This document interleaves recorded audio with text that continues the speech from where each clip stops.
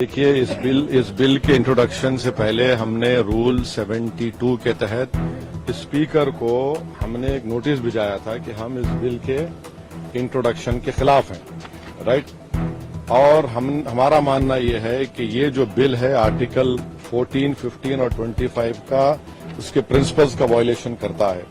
ये bill basic structure जो संविधान का उसका वायलेशन करता है और खासतौर से जुडिशियल इंडिपेंडेंस का और सेपरेशन ऑफ पावर्स का ही वायलेशन करता है।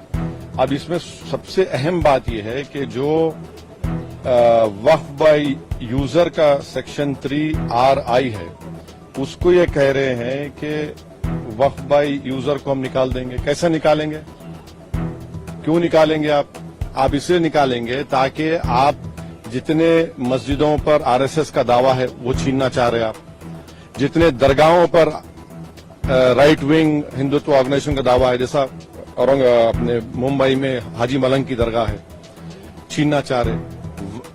वक्फ बाय यूजर का आप निकाल कर बोल रहे हैं कि डॉक्यूमेंटेशन लेकर भाई 400 साल का डॉक्यूमेंटेशन रेवेन्यू से नहीं निकलेगा तो क्या करेंगे? आप दे देंगे क्या?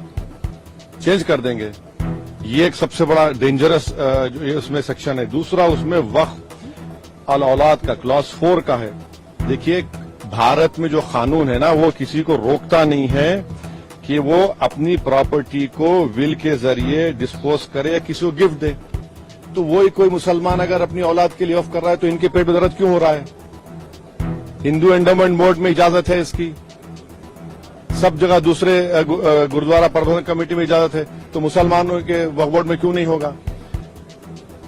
पांचवी बात यह है कि इसमें आप ये कह रहे हैं कि मुसलमान जो 5 साल उसके हो गए इस्लाम कबूल करके तभी वक्फ करेगा, ये फ्रीडम ऑफ रिलीजन का ग्रेव वायलेशन है।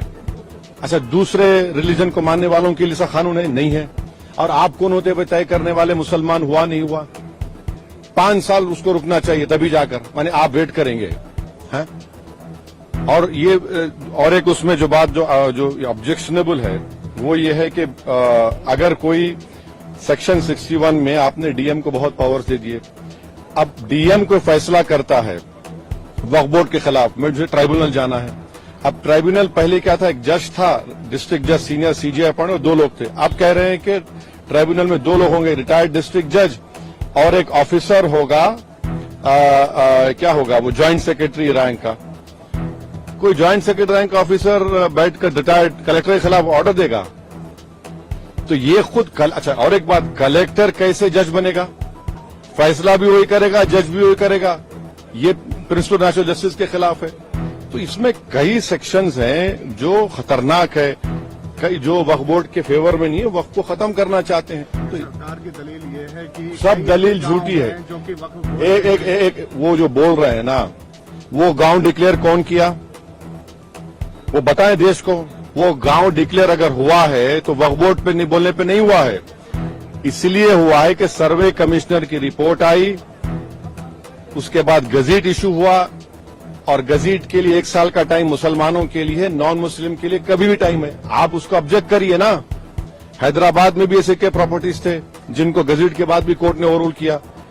आप मिसालें दे रहे हैं। सुनेरी बाग की मस्जिद का अगर डॉक्यूमेंटेशन लाओ कहां से लाएंगे बताइए?